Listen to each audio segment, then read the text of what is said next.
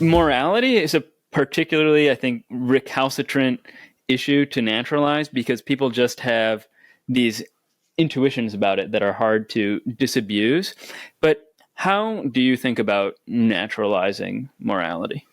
Well, I think, like math, morality is not out there in the world. I don't think that there are objective moral facts to be discovered.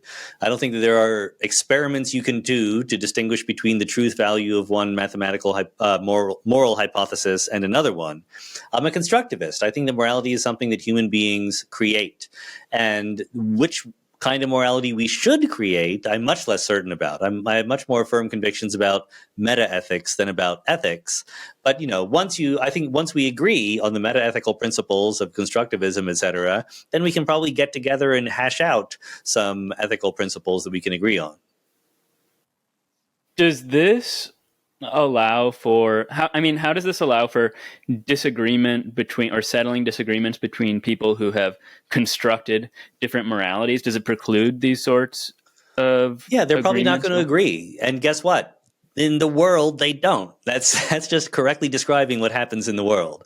This idea that it must be the case that two perfect reasoners, rational humans, must agree on every statement they make, I think has zero evidence for it in the real world.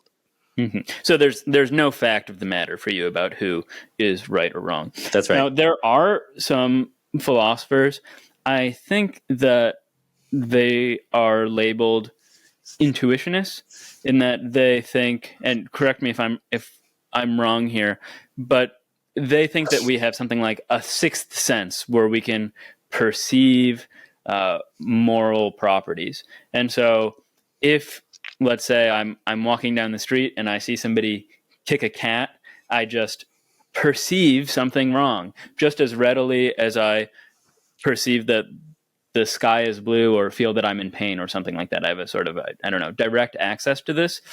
How do you respond to these sorts of moral intuitionist claims?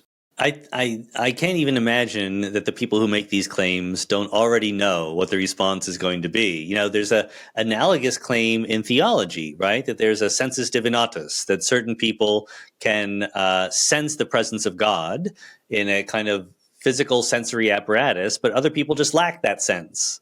So, okay, that's a perfectly good hypothesis. Here's my hypothesis. No, you just made that up. You're just translating your feelings into some, reified thing in the world. And I'm under no obligation to go along with you there. Sorry.